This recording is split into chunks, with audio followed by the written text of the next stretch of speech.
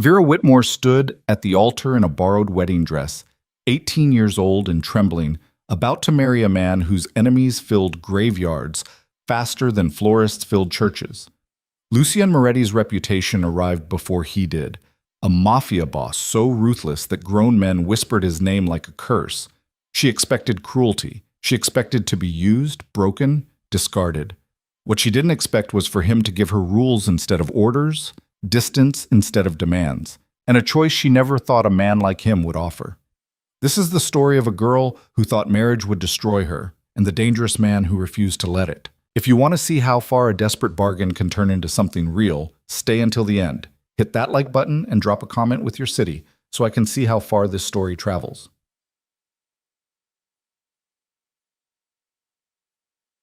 The church smelled like old wood and lilies that cost more than Vera's entire wardrobe. She stood in the bride's room, staring at herself in a full-length mirror that had probably reflected 100 happier women. The dress didn't fit right. It was borrowed from someone in the Moretti family, someone taller, someone who'd probably married for love instead of debt forgiveness. Vera tugged at the bodice. The lace scratched her collarbone. Her mother had tried to fix it with safety pins that morning, hands shaking so badly she'd pricked Vera's skin twice. There were still tiny blood dots on the white fabric, hidden under the veil. "You look beautiful," her mother said from the corner, voice hollow. Vera didn't answer. Beautiful wasn't the point. The point was that in 20 minutes she would walk down an aisle and legally bind herself to a man she'd met exactly once, for exactly 7 minutes, in a restaurant so expensive they didn't print prices on the menu. Her father hadn't come to help her dress. He was probably in the chapel already, sitting in the front row, pretending this was normal, pretending he hadn't sold his daughter to the most dangerous man in the city to keep his kneecaps intact. The door opened. Vera's breath caught. But it wasn't Lucienne.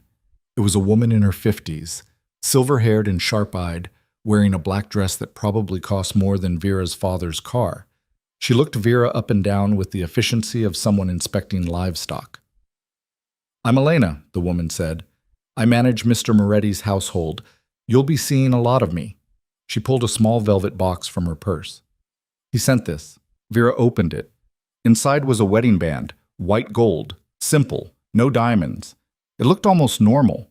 She'd expected something ostentatious, something that screamed property of a crime lord. "He doesn't like attention," Elena said, reading her expression. "Put it on. We're starting in 10 minutes. Vera's mother made a small sound, halfway between a gasp and a sob. Elena's gaze shifted to her. "You can say goodbye now, privately." It wasn't a suggestion. Vera's mother stood, clutching her purse like a shield. She crossed the room and cupped Vera's face with both hands. Her palms were cold. "I'm so sorry," she whispered. "I'm so sorry, baby." Vera wanted to say something cruel, something that would make her mother hurt the way she was hurting. But when she opened her mouth, all that came out was, "I know." Her mother kissed her forehead and left. Elena stayed. "Do you need anything?" the older woman asked. "Water? A moment alone? I need to not do this." Elena's expression didn't change. "That's not one of the options." "Then no," Vera said. "I don't need anything." "Good." Elena checked her watch. "The ceremony is brief, 15 minutes maximum. Mr. Moretti doesn't believe in long weddings. Afterward, there will be a reception. You'll shake hands, smile, and say as little as possible. Do you understand?" "I'm not stupid." "I didn't say you were. I said, do you understand?" Vera's jaw tightened. "Yes." "Then let's go." The chapel was smaller than Vera expected.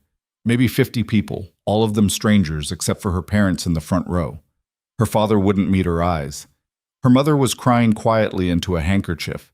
And at the altar, standing perfectly still in a black suit that looked like it had been tailored by someone who understood violence as an art form, was Lucien Moretti. He was younger than she'd imagined, maybe early 30s. Dark hair, dark eyes, a face that would have been handsome if it wasn't so carefully blank. He watched her walk down the aisle the way a scientist might watch a lab result, interested but detached.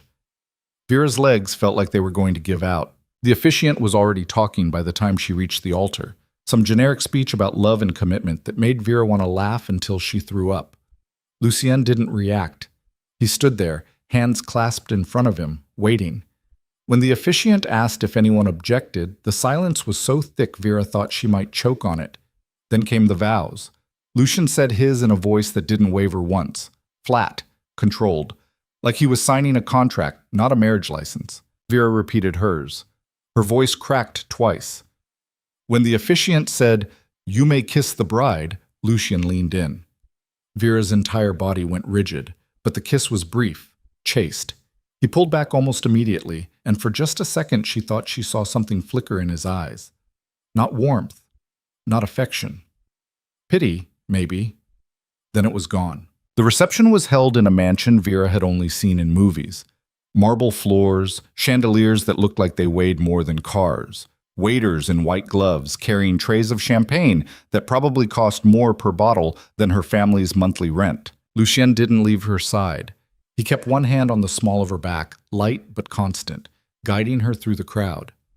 Every time someone approached to offer congratulations, he responded with the same 3 words. Thank you. Appreciate it. He didn't introduce her, didn't explain who she was, just kept moving. Vera felt like a doll being paraded around. At one point, a man with a scar running from his eyebrow to his jaw leaned in and said something to Lucien in rapid Italian. Lucien's expression didn't change, but his hand tightened slightly on Vera's back. Later, Lucien said in English. The man glanced at Vera, then nodded and walked away. Who was that? Vera asked quietly. No one you need to worry about. That's not an answer. Lucien looked down at her. Up close, his eyes were almost black. You'll learn quickly that I don't answer questions just because they're asked. Then what's the point of me being here? To stand next to me and look like you're not terrified. Vera's cheeks burned. I'm not. You are, Lucien said. And that's fine, just don't show it to anyone else. He steered her toward a table where an older man in a navy suit was sitting alone, nursing a glass of whiskey. The man looked up as they approached, and his face split into a grin that didn't reach his eyes. Lucien, he said, congratulations, she's lovely. Thank you, Vincent. Vincent's gaze slid to Vera. Does she speak? When necessary, Lucien said before Vera could respond. Vincent laughed. Smart. Women talk too much. He raised his glass. To the happy couple. Lucien didn't toast. He just nodded and moved on. By the time the reception ended, Vera's feet were screaming in the too tight heels Elena had given her, and her face hurt from forcing smiles at people who looked at her like she was a curiosity at best and a liability at worst. Lucien led her outside, where a black car was waiting. The driver opened the door without a word. Vera climbed in, and Lucien followed. The door shut. The engine started. And suddenly, they were alone. Vera stared out the window as the city blurred past. She didn't know where they were going, didn't know what came next. All she knew was that she'd just married a man who treated her like a chess piece, and there was no way out. You did well tonight, Lucien said. Vera's head snapped toward him. What? You didn't cry, didn't make a scene. That's more than I expected. Glad I could exceed your expectations, Vera said bitterly. Lucien's mouth twitched. Not quite a smile, but close. You're angry. Of course I'm angry. Good. Angry is better than broken. Vera didn't know what to say to that. They drove for another 20 minutes before the car pulled through a set of iron gates and up a long tree-lined driveway. At the end of it was a mansion that made the reception venue look modest. 3 stories, stone facade, floor-to-ceiling windows that reflected the moonlight like mirrors. The driver opened the door. Lucien stepped out first, then offered Vera his hand. She hesitated. It's your home now, Lucien said. Might as well get used to it. Vera took his hand. His grip was firm, warm. He pulled her out of the car and led her up the front steps where Elena was waiting. Your room is ready, Elena said. I'll show you up. I'll do it, Lucien said. Elena raised an eyebrow but didn't argue. She stepped aside. Lucien led Vera through a sprawling foyer, up a curved staircase, and down a hallway lined with paintings that probably belonged in a museum. He stopped in front of a heavy wooden door and pushed it open. The room beyond was massive, king-sized bed with white linens, a sitting area with a fireplace, a balcony overlooking the grounds. It looked like a luxury hotel room, not a prison. This is yours, Lucien said. Vera stepped inside slowly. Where's your room? Down the hall. She turned to face him. We're not. No, Lucian said. We're not. Why? He looked at her for a long moment, and for the first time all day, his expression softened, just a little. Because I don't take what isn't given, he said, and you haven't given me anything. I gave you my name, Vera said, my whole life. Your father gave me those things, Lucian corrected. You didn't have a choice. So what? You're going to wait until I magically fall in love with you? No. Lucian stepped back into the hallway. I'm going to wait until you stop looking at me like I'm going to hurt you. That's all. He started to close the door. Wait, Vera said. He paused. What are the rules? Lucien's brow furrowed. Rules? You said earlier, back at the reception, that I'd learn quickly. So what are the rules? He considered that. Then he stepped back into the room, hands in his pockets, and leaned against the doorframe. Rule 1, he said. You don't leave the property without security, ever. Why? Because people will try to hurt you to get to me. That's not a theory. It's a fact. Vera swallowed. Okay. Rule 2, you don't talk to the press, you don't talk to strangers, you don't answer questions about me, about this house, or about anything you see or hear here. I'm not an idiot. I know. But people will try to make you think you are. They'll act friendly, they'll act concerned. Don't believe them. What's Rule 3? There is no Rule 3, Lucian said. Just those two. Follow them, and you'll be safe. And if I don't? His expression went cold again. Then I can't protect you. Vera's stomach twisted. You make it sound like I'm in danger just by being here. You are. Lucian straightened. But you were in more danger before. Your father's debts didn't just disappear. They got transferred. And the people he owed don't forgive. They collect. This marriage kept you alive, Vera. Remember that. He stepped into the hallway and pulled the door shut behind him. Vera stood there, heart pounding, staring at the place he'd been. Then she walked to the bed, sat down, and finally let herself cry. The next morning, Vera woke to sunlight streaming through the balcony doors and the smell of coffee drifting from somewhere downstairs. She sat up slowly, disoriented, until she remembered where she was. Married. To a mafia boss. In a mansion that felt more like a museum than a home. She dragged herself out of bed and found a bathroom attached to her room that was bigger than her old bedroom. There were towels already laid out, toiletries still in their packaging, and a robe hanging on a hook behind the door. Vera showered, dressed in the clothes someone, Elena probably, had hung in the closet overnight, and made her way downstairs. The house was enormous. She got lost twice before she found the kitchen, where Elena was sitting at a marble island, reading a newspaper and drinking espresso. Good morning, Elena said without looking up. Morning, Vera mumbled. There's coffee. Help yourself. Vera poured a cup and sat across from her. The silence stretched. Finally, Elena folded the newspaper and looked at her. Mr. Moretti is in meetings all day. You won't see him until tonight. Okay. You're free to explore the house, the grounds. There's a library, a gym, a pool. Stay busy. It'll help.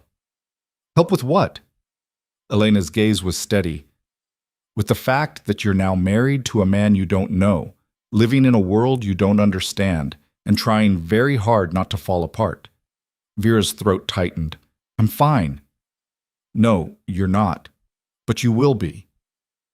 Elena stood and rinsed her cup in the sink. Give it time. She left. Vera sat there alone, staring into her coffee, wondering how much time it would take to stop feeling like a stranger in her own life. The first week passed in a blur. Lucian was gone most of the time. Meetings, business, things Vera wasn't allowed to ask about. When he was home, he was polite but distant. They ate dinner together every night, barely speaking, and then he'd disappear into his office or his room. Vera explored the house. She found the library, 3 floors of books she'd never have time to read. She found the gym, the pool, the wine cellar that looked like it belonged in a castle. She found rooms that were locked, and she didn't ask why. Elena checked on her daily, not hovering, just present, making sure she was eating, making sure she wasn't losing her mind. On the 8th day, Vera was sitting in the library when Lucian walked in. She looked up, startled. He was in a suit, tie slightly loosened, looking like he'd just come from something exhausting. Can I sit? He asked. Vera nodded. He sat across from her, leaning back in the chair, and rubbed his eyes. Long day? Vera asked. Long week. What do you do all day? Lucian looked at her. You really want to know? Would I ask if I didn't? He smiled faintly. Most people don't ask because they're afraid of the answer. I'm already afraid. Might as well know why. Lucian studied her for a moment, then nodded. I run businesses. Some of them are legal. Most of them aren't. I make decisions that keep people alive and put other people in the ground. I negotiate with men who would slit your throat for looking at them wrong. And I do it all while pretending to be respectable enough that the authorities don't kick my door in. Vera's pulse quickened. And you do this every day? Every day. Why? Because if I don't, someone else will, and they'll do it worse. Vera didn't know how to respond to that. Lucien leaned forward, elbows on his knees. You're adjusting better than I thought you would. I don't have a choice. You always have a choice, Vera. You just don't always like the options. That's a terrible philosophy. It's an honest one. Vera set her book down. Can I ask you something? You just did. Why did you marry me? Lucien didn't blink. Because your father owed the wrong people, and they were going to kill him. Marrying you cleared the debt and gave me an advantage. What kind of advantage? The kind that makes my enemies think twice. Vera frowned. I don't understand. You're young, innocent. You make me look stable, human, less like a monster. So I'm, what? A PR move? In a way. Vera's chest tightened. That's sick. That's survival. Lucien stood. I didn't lie to you, Vera. I told you this was business. If you were expecting romance, you married the wrong man. He walked out. Vera sat there, staring at the empty doorway, and wondered if she'd ever stop feeling like a fool. 2 weeks in, Vera started noticing things. Small things. The way Lucien always made sure she had coffee in the morning, even though he drank tea. The way he'd ask Elena to stock the pantry with foods Vera mentioned liking. The way he'd check the locks on her balcony doors every night before he went to bed, even though she never asked him to. He didn't talk to her much, but he paid attention. It was unnerving. One night, Vera couldn't sleep. She wandered downstairs and found Lucien in his office, door cracked open, surrounded by papers and half-empty glasses of whiskey. She knocked lightly. He looked up. Can't sleep? Not really. Come in. She stepped inside. The office was dark except for a single desk lamp. It smelled like leather and smoke. What are you working on? Vera asked. Nothing you need to worry about. You always say that. Because it's always true. Vera crossed her arms. You know, for someone who doesn't want me to be afraid of him, you're really bad at being reassuring. Lucien leaned back in his chair, a ghost of a smile on his lips. What do you want me to say? I don't know. Something that makes me feel less like I'm living with a stranger. We are strangers, Vera. We're married. Legally. Not actually. Vera's frustration bubbled over. Then what the hell is this? What are we doing? Lucien stood, walked around the desk, and stopped a few feet away from her, close enough that she could see the exhaustion in his eyes. We're surviving, he said quietly. That's all. That's not enough. It's all I've got. They stared at each other. Vera's heart was pounding. She didn't know if she wanted to scream at him or cry or... Lucien stepped back. You should get some sleep. Vera turned and left before he could see the tears in her eyes. 3 weeks in, everything changed. Vera was in the library again when Elena burst in, face pale. We need to move. Now. Vera stood. What's happening? There's been a threat. Lucien's orders. You're going to a safe house until it's handled. What kind of threat? Elena grabbed her arm. The kind that gets people killed. Move. Vera's blood went cold. She followed Elena through the house, down a back staircase, and into a garage where a black SUV was already running. The driver didn't speak. Elena shoved Vera into the back seat and climbed in after her. They were halfway down the driveway when Vera saw the flames. The front gate was on fire. 2 cars were overturned. And there were men, armed men, swarming the property. Vera's breath caught. Where's Lucien? Handling it. What if he'll be fine. You don't know that. Elena's jaw tightened. He survived worse. The SUV crashed through a side gate and onto the main road. Vera twisted in her seat, staring back at the mansion, at the smoke rising into the night sky. And for the first time since she'd married him, she realized she didn't want Lucien Moretti to die. She wanted him to survive. Because somewhere in the past 3 weeks, he'd stopped being just a stranger. He'd started being hers. The safe house turns out to be a penthouse apartment in a building Vera had never heard of, tucked into a neighborhood where every window had bars and every door had 3 locks. Elena hustled her inside, checked every room twice, then made a phone call in clipped Italian that Vera couldn't follow. When she hung up, her face was still tight. "What's happening?" Vera asked. Her voice came out smaller than she wanted. "Lucien's crew is handling it. The property's secured. No one got inside the main house. But the gate was a distraction." Elena poured herself a glass of water from the kitchen tap and drank it in one gulp. "They wanted to see how we'd respond, where we'd move you, who was protecting you." Vera's stomach dropped. "Me? They were after me? They're always after something Lucien cares about." Elena set the glass down hard. "And whether he admits it or not, you're on that list now." Vera sank onto the couch. Her hands were shaking. She pressed them between her knees to make it stop. "How long do we stay here?" "Until he says otherwise." "And if he doesn't say otherwise?" Elena's expression softened, just barely. "He will. He always does." They stayed in the penthouse for 3 days. Vera barely slept. Every sound in the hallway made her jump. Every car engine outside made her heart race. Elena tried to keep her distracted with bad television and takeout food, but nothing worked. All Vera could think about was the fire, the overturned cars, the men with guns swarming the place she'd started to think of as home. And Lucien, somewhere in the middle of it, doing things she didn't want to imagine. On the 4th morning, Elena's phone buzzed. She read the message, then looked at Vera. "We're going back." Vera stood so fast she knocked over her coffee mug. "Is he? He's fine.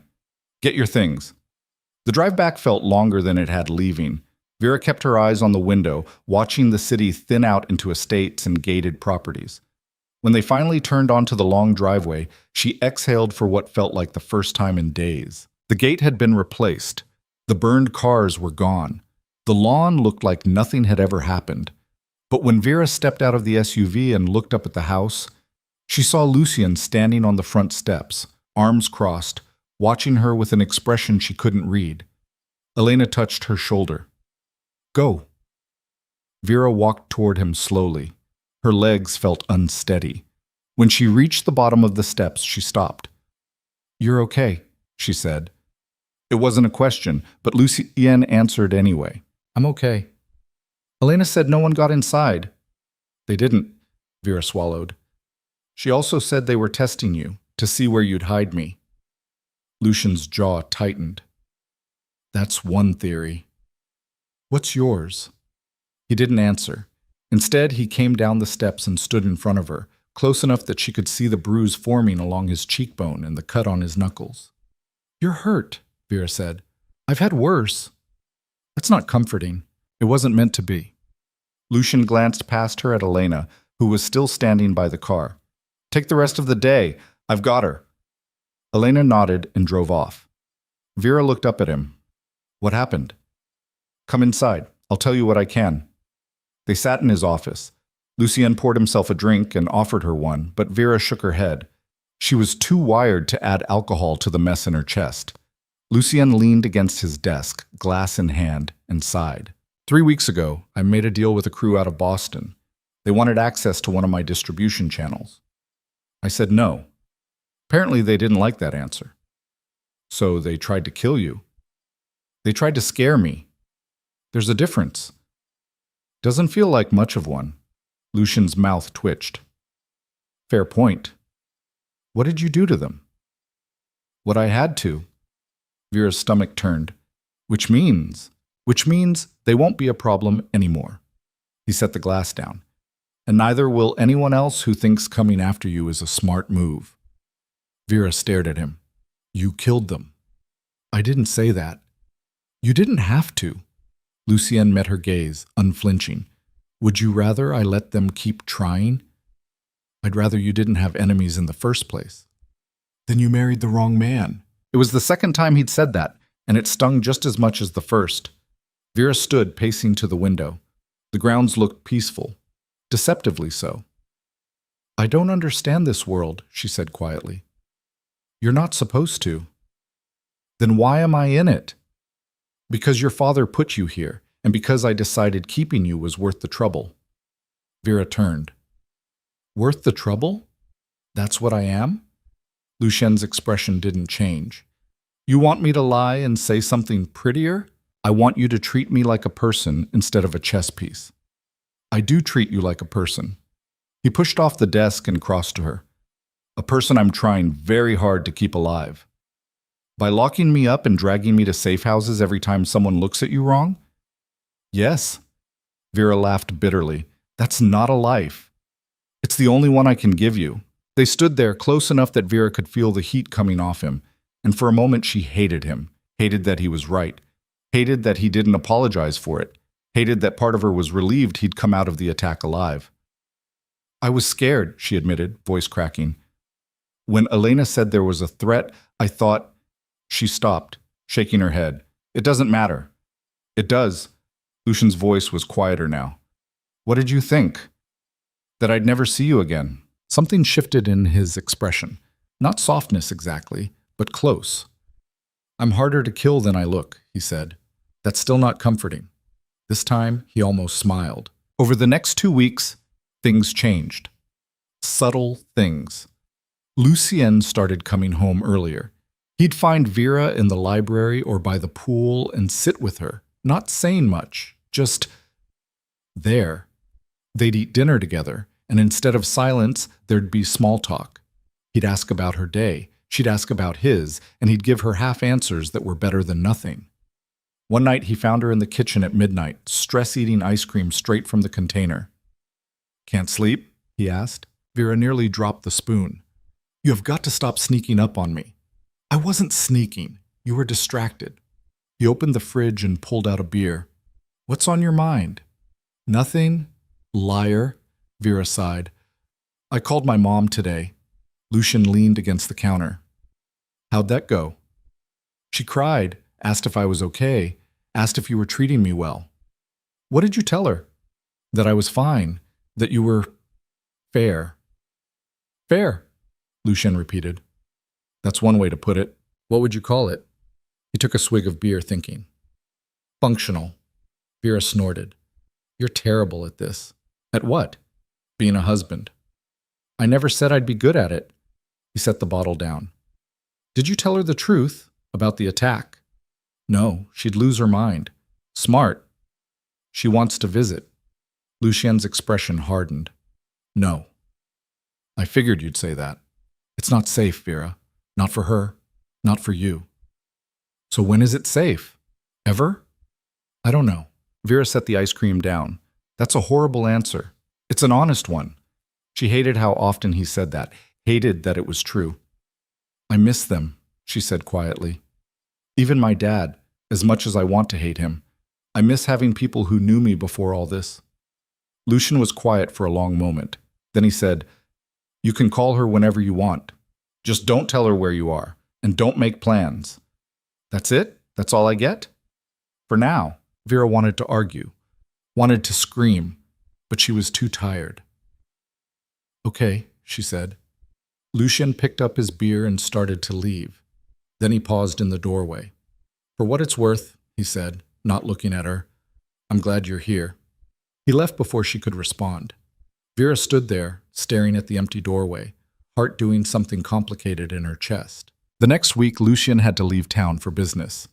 He didn't tell Vera where he was going or for how long, just that Elena would be in charge and that she needed to follow the rules. Don't leave the property, he said the morning he left, standing in the foyer with a bag slung over his shoulder. Don't answer the door. Don't talk to anyone you don't recognize. I know the rules, Vera said. I'm serious. So am I. He studied her face like he was trying to memorize it. Then he nodded and left. Vera watched the car disappear down the driveway and felt the house go quiet in a way that made her uneasy. For 3 days, everything was fine. Vera read, swam, avoided thinking about where Lucian was or what he was doing. Elena checked in twice a day, and the security team patrolled the grounds like always. On the fourth day, a package arrived. Elena brought it to Vera in the library, frowning. "This came for you." Vera looked at the box, plain brown cardboard, no return address. "I didn't order anything." "I know. That's why I'm concerned." Elena opened it carefully, like it might explode. Inside was a single photograph. Vera's stomach dropped. It was a picture of her, taken recently. She was sitting by the pool in the blue swimsuit she'd worn 2 days ago, reading a book, completely unaware. Someone had been onto property. Someone had been watching. Elena's face went pale. She pulled out her phone and dialed. "We have a problem," she said when someone answered. "No, now. She needs to see this." 20 minutes later, Lucien's second-in-command, a man named Marco, who Vera had only met once, arrived at the house. He looked at the photo, swore in Italian, and immediately started barking orders at the security team. "Where's Lucien?" Vera asked. "On his way back," Marco said. "He'll be here by tonight." "Who sent this?" Marco didn't answer. He just looked at Elena, and the expression they shared made Vera's blood run cold. Lucien arrived just after sunset, and the first thing he did was find Vera. She was in her room, sitting on the bed, staring at nothing. He didn't knock, just walked in and shut the door behind him. "You okay?" he asked. Vera laughed, sharp and humorless. "No." He crossed the room and sat next to her, close enough that their knees almost touched. He smelled like airport coffee and exhaustion. "Marco showed me the photo," he said. "Great. So you know someone was here, watching me. And your security didn't stop them. They didn't get close enough to hurt you. They got close enough to take a picture." Lucien's jaw tightened. "I know, and I'm handling it." "How? By locking me up tighter, by putting more guards outside my door? If that's what it takes." Vera turned to face him. "I can't live like this. You don't have a choice." "Stop saying that." Her voice cracked. "Stop acting like I'm just something you have to protect and manage. I'm a person, Lucien. I have limits." "I know you're a person." "Then treat me like one." He stared at her, something raw flickering across his face. Then he said, "If I treated you like a person, I'd tell you the truth." "What truth?" "That I'm terrified." His voice was low, strained. "That every time I leave this house, I'm convinced I'll come back and find out someone got to you. That the only reason I sleep at all is because I know Elena and Marco would die before they let anyone through that door, and that every single day I regret dragging you into this." Vera's breath caught. "But I can't let you go," Lucien continued, "because if I do, you'll be a target anyway. And at least here I can protect you." "Out there?" He shook his head. "You wouldn't last a week." "You don't know that." "Yes, I do." He looked at her, eyes dark and full of something Vera couldn't name. "You want the truth? Here it is. You're the only good thing in my life right now, and I will burn this entire city to the ground before I let anyone take that away from me." Vera's heart was pounding so hard she thought it might break through her ribs. "You don't mean that," she whispered. "I do." They stared at each other. The air between them felt electric, dangerous. And then Lucien stood and walked out. Vera sat there, shaking, wondering when exactly she'd stopped being afraid of him and started being afraid for him. The next morning, Lucien doubled the security. Guards at every entrance, cameras on every corner of the property. Vera couldn't take 3 steps without someone watching. It should have made her feel safer. Instead, it made her feel like a prisoner. She found Lucien in his office that afternoon, buried in paperwork. "This is too much," she said. He didn't look up. "It's necessary." "It's suffocating." "It's temporary." "You keep saying that." "But it's been a month, Lucien. When does temporary end?" He set his pen down and finally met her gaze. "When I know you're safe." "And when will that be?" "I don't know." Vera's frustration boiled over. "Then what's the point? What are we even doing here? Surviving. That's not enough. It's all I've got." Lucien's voice rose for the first time since she'd known him. He stood, shoving his chair back. "You want more? You want romance and safety and a normal life? I can't give you that. I tried to tell you that from the beginning. I'm not asking for romance. I'm asking for honesty. I've been nothing but honest with you. No, you've been careful. There's a difference. Lucien rounded the desk, stopping a few feet away from her. What do you want from me, Vera? I want you to stop treating me like I'm made of glass. You're 18 years old. You've been in this world for 5 weeks. Forgive me for trying to keep you alive long enough to see 19. I'm stronger than you think. I know you are. His voice dropped. That's what scares me. Vera's breath hitched. Why? Because the stronger you get, the more you'll see, and the more you see, the harder it'll be to pretend I'm anything other than what I am. Which is a killer. He said it flatly, without emotion. A man who solves problems with violence. A man who's destroyed more lives than he's saved. You want honesty? There it is. Vera stepped closer. You think I don't already know that? Knowing and accepting are different things. Maybe I've already accepted it. Lucien's expression cracked just for a second. Then he shook his head and turned away. You shouldn't, he said quietly. But Vera didn't move, didn't leave. Because somewhere between the fear and the anger and the suffocating security, something had shifted. She didn't just want to survive anymore, she wanted to understand him. And that terrified her more than anything else. That night, Vera couldn't sleep again. She wandered downstairs and found Lucien on the back terrace, smoking a cigarette and staring out at the dark grounds. I didn't know you smoked, she said. He glanced at her. I don't, usually. Bad day? Bad month? Vera sat in the chair next to him. The night air was cool, almost cold. She wrapped her arms around herself. Lucien noticed. He shrugged out of his jacket and draped it over her shoulders without a word. Thanks, she said. He nodded. They sat in silence for a while.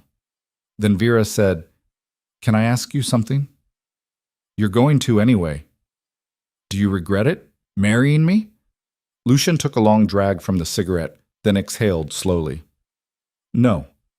Even with all the trouble, especially with the trouble. Vera frowned. That doesn't make sense. It does if you understand what my life was like before. He stubbed out the cigarette. I was efficient, focused. I didn't waste time on things that didn't serve a purpose, and I sure as hell didn't let anyone get close. And now? Now I have someone who looks at me like I'm human instead of a monster, even when I don't deserve it. Vera's chest tightened. You're not a monster. You don't know what I've done. I know enough. Lucien turned to face her. Do you? Do you know how many people I've killed? How many families I've ruined? How many lines I've crossed just to stay on top? No, but I know you didn't have to marry me. You could have let my father deal with his own mess. And you didn't. That wasn't kindness, Vera. That was strategy. Maybe it started that way, but it's not anymore. He looked at her for a long moment, and Vera saw something in his eyes she'd never seen before. Doubt. You should go inside, he said quietly. It's cold. But Vera didn't move. She stayed right there, wrapped in his jacket, refusing to let him shut her out. I'm not afraid of you, she said. You should be. Well, I'm not. Lucien stood and walked to the edge of the terrace, gripping the railing. His knuckles went white. You will be, he said. Eventually. And then he walked inside, leaving her alone in the dark. But Vera didn't feel alone. She felt something else entirely. Something dangerous, something real. The photograph changed everything. Not because of what it showed, but because of what it proved. Someone had breached Lucien's carefully constructed fortress, and they'd done it to send a message. Vera wasn't just a wife anymore. She was a target. Within 48 hours, Lucien had fired half his security team and brought in new people. Men with hard faces and harder reputations. They didn't make small talk. They didn't smile. They just watched, constantly, like hawks circling prey. Vera hated it. She hated the way they followed her from room to room, hated the way they stood outside her bedroom door at night, hated the way Lucien had turned the house into a military compound because someone had gotten too close. But more than that, she hated the look on his face when he thought she wasn't watching, tight, controlled, like he was one bad report away from losing it completely. A week after the photo arrived, Vera found him in the gym at 3 a.m, beating the hell out of a punching bag. His knuckles were raw, bleeding through the tape he'd wrapped around them. Sweat dripped down his face and back, and he didn't stop when she walked in. "You're going to hurt yourself," she said. Lucien landed another punch. "I'm fine." "You're bleeding." "I've bled worse," Vera crossed her arms. "That's becoming your favorite phrase." He finally stopped, chest heaving, and turned to look at her. His eyes were dark, wild in a way she'd never seen. "What are you doing up?" he asked. "Couldn't sleep, you?" "Same." "Liar. You haven't slept in days." Lucien grabbed a towel and wiped his face. "How would you know?" "Because I hear you pacing. Every night, up and down the hallway like you're trying to walk off whatever's eating you." He didn't deny it, just tossed the towel aside and started unwrapping the tape from his hands. The knuckles underneath were split, bruised purple. Vera walked over and took his hand before he could pull away. "You need to clean this." "It's fine." "It's not." She led him to the bench and made him sit. There was a first aid kit mounted on the wall. Of course there was. And she pulled it down, rummaging through until she found antiseptic and gauze. Lucien watched her, expression unreadable. "You don't have to do this," he said. "I know." She dabbed antiseptic on the worst of the cuts. He didn't flinch, didn't make a sound, even though she knew it had to sting. "Why are you being nice to me?" he asked quietly. Vera looked up. "Why wouldn't I be?"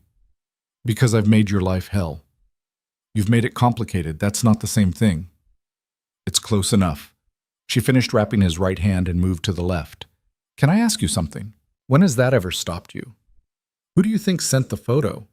Lucien's jaw tightened. "I have theories." "Care to share?" "No." "Why not?" "Because if I'm right, you'll be more scared than you already are.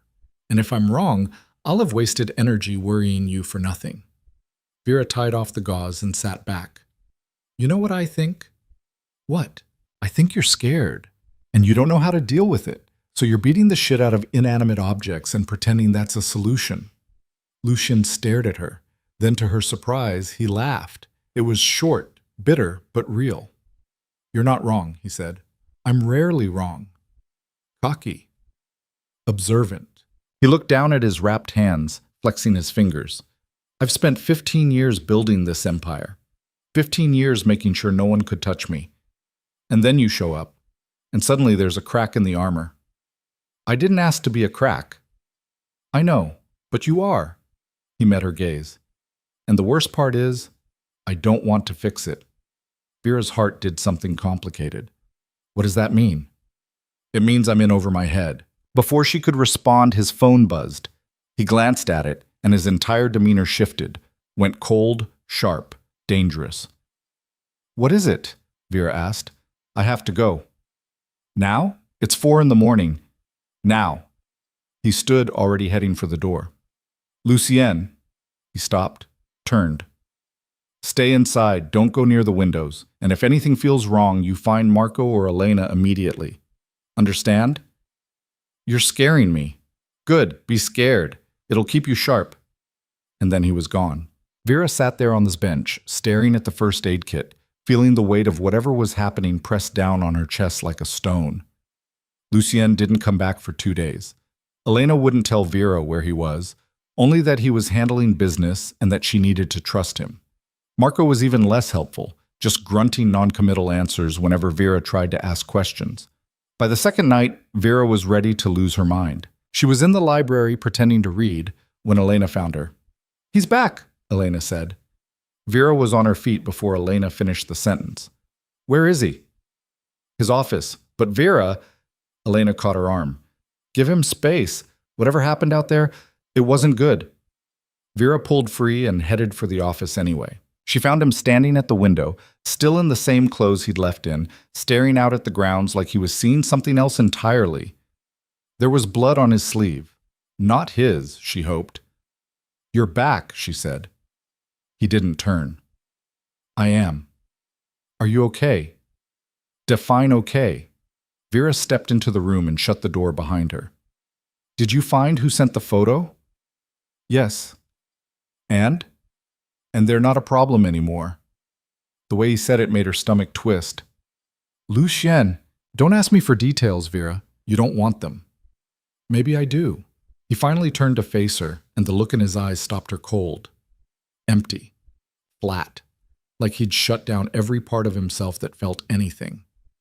"No," he said, "you don't." They stared at each other across the room.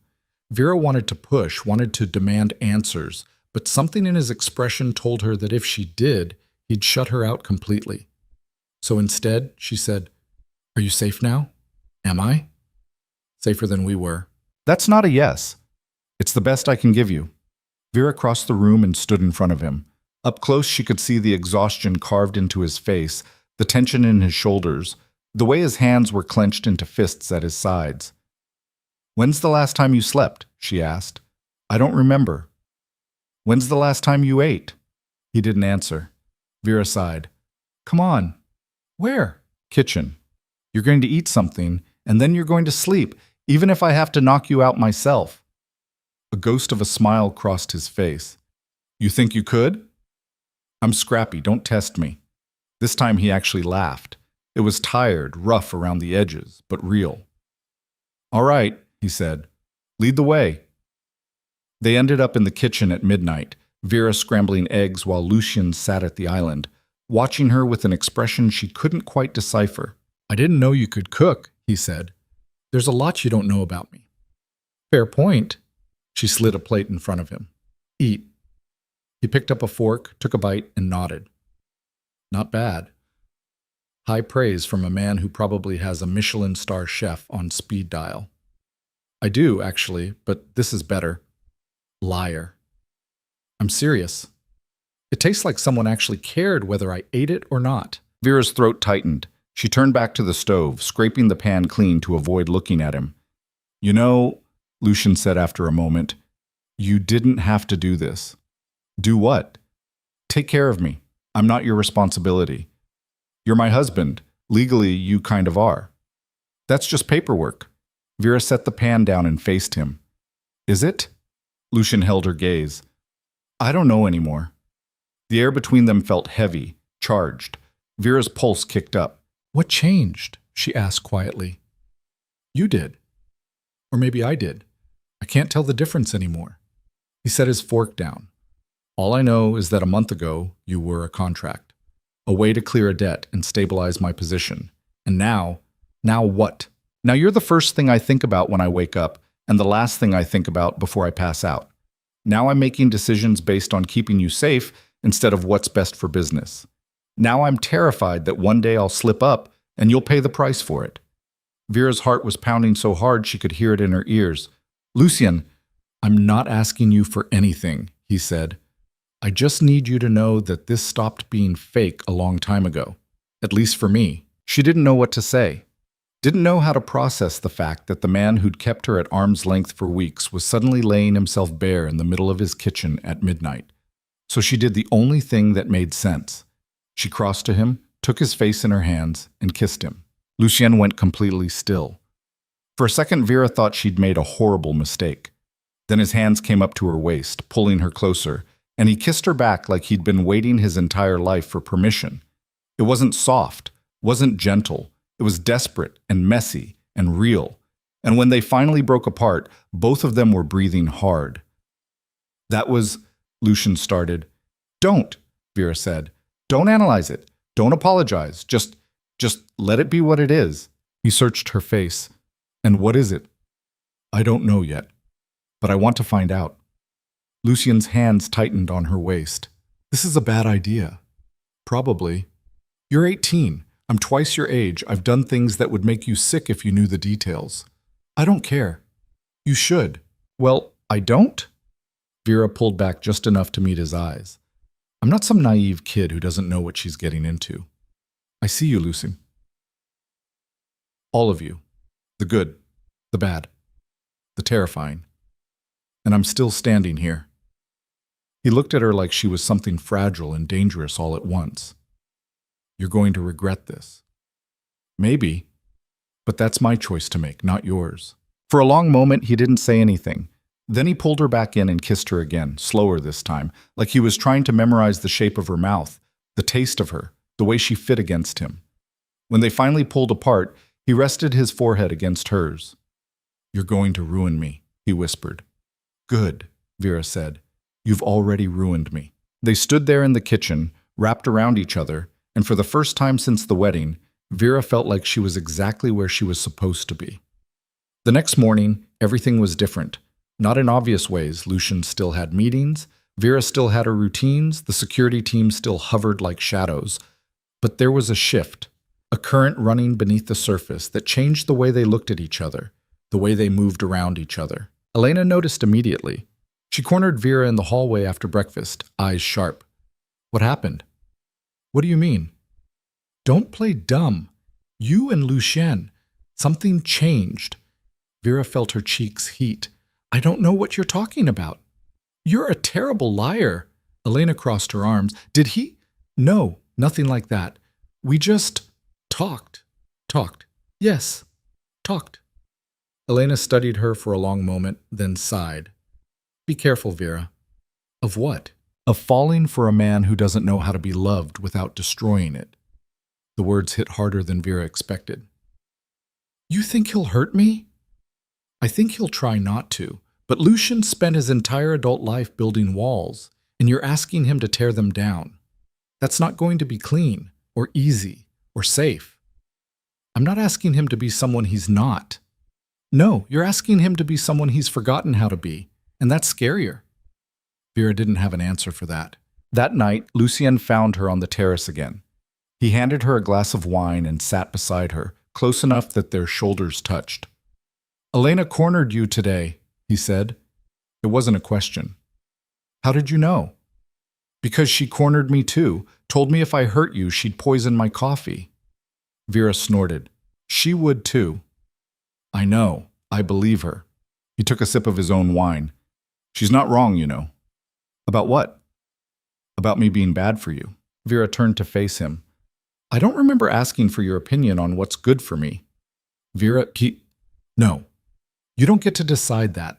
You don't get to kiss me like that and then turn around and tell me it was a mistake. I didn't say it was a mistake. Then what are you saying? Lucien set his glass down and looked at her. Really looked at her. I'm saying that I don't know how to do this. I don't know how to be with someone without putting them in danger. I don't know how to let you in without showing you things that'll make you run. And I sure as hell don't know how to love someone without fucking it up. Vera's breath caught. Who said anything about love? I did. Just now. Her heart slammed against her ribs. Lucien, I'm not asking you to say it back. I'm not even sure I should be saying it at all. But you said you wanted honesty, so here it is. I'm falling for you, Vera, and it scares the hell out of me. Vera didn't know whether to laugh or cry, so she did neither. She just took his face in her hands and said, Then let's be scared together. He kissed her, and this time there was no hesitation, no holding back. Just the two of them, tangled up in something neither of them fully understood, but both of them were willing to risk everything for. 3 days later, the scandal broke. Vera was in the library when Marco burst in, face pale. Turn on the news. She grabbed the remote and flipped to the first news channel she found. Her stomach dropped. There, plastered across the screen, was a photo of their marriage certificate, and beneath it, a headline that made her blood run cold. Mafia boss. Lucien Moretti marries teenage bride in secret ceremony. Was it love or leverage? Oh my God, Vera whispered. The reporter was already tearing into it, speculating about whether Vera had been coerced, whether her family had been paid off, whether the marriage was even legal. They showed pictures of her, old photos from her social media, photos of her parents' house, photos of her walking the grounds of Lucien's estate with security flanking her like she was a prisoner. Marco was on the phone, barking orders in Italian. Elena appeared in the doorway, face tight. Where's Lucien? Vera asked. On his way back, he saw it. How bad is this? Elena didn't answer, which was answer enough. Within the hour, the house was swarming. Lawyers, PR people, members of Lucien's inner circle all talking over each other, trying to spin the story, trying to contain the damage. And at the center of it all was Lucien, standing in his office, jaw clenched, listening to everyone tell him how screwed he was. Vera watched from the doorway. He hadn't looked at her once since he'd gotten home. Finally, he held up a hand. Everyone out.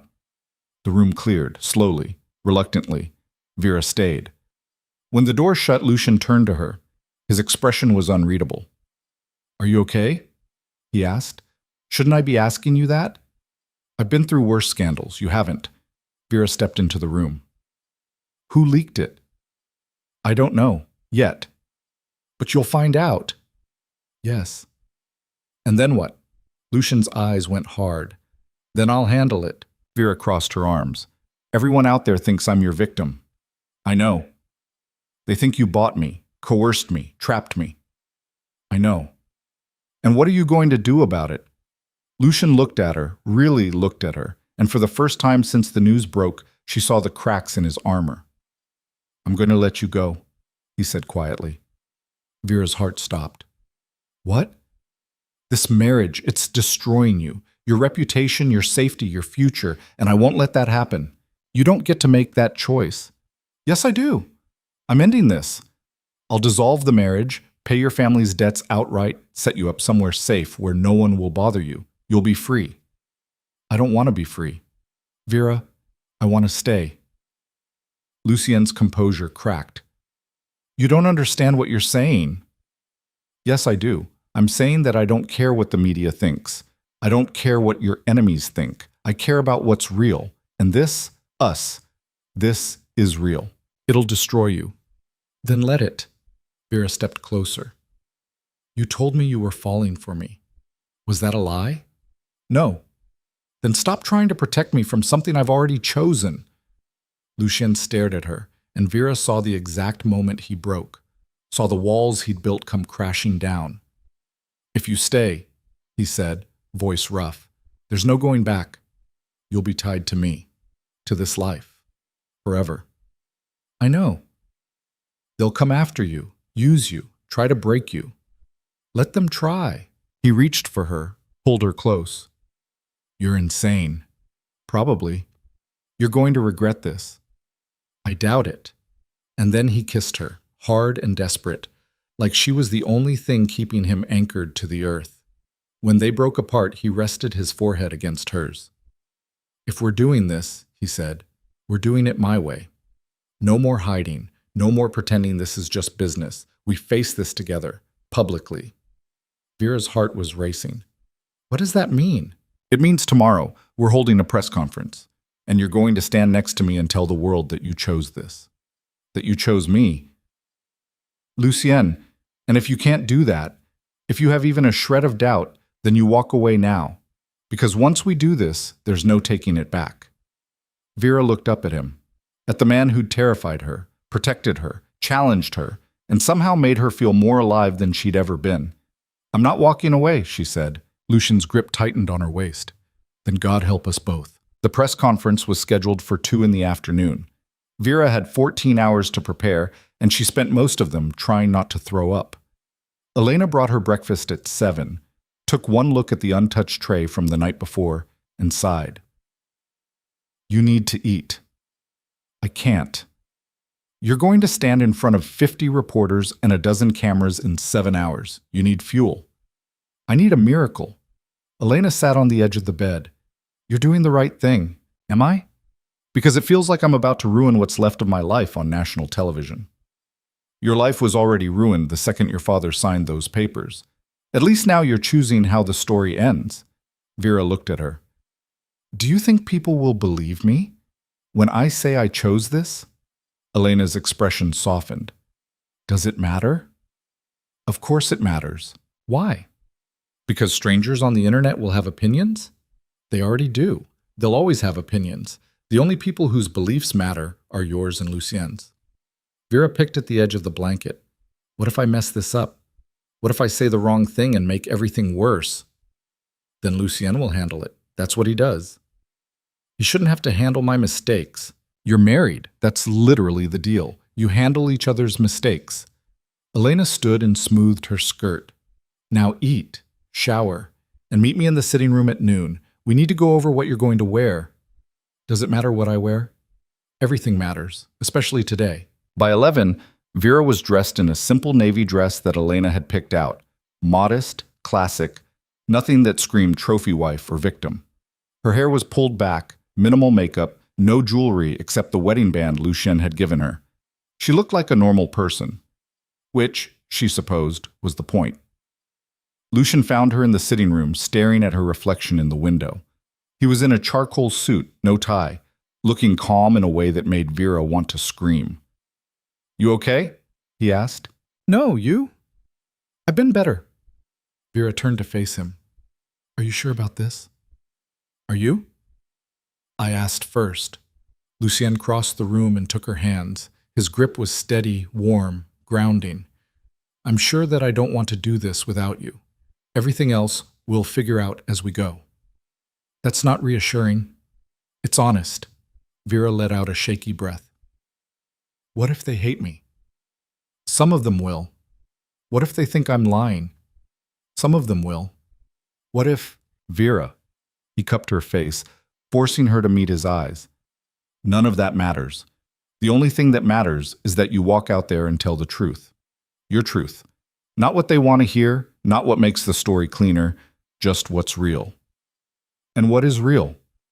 "That you're here because you want to be. That this marriage stopped being a contract the second you decided it was worth fighting for. And that anyone who has a problem with that can take it up with me." Vera's throat tightened. "You make it sound so simple." "It is simple. People just don't like simple when it doesn't fit their narrative." He kissed her forehead, then stepped back. "Come on.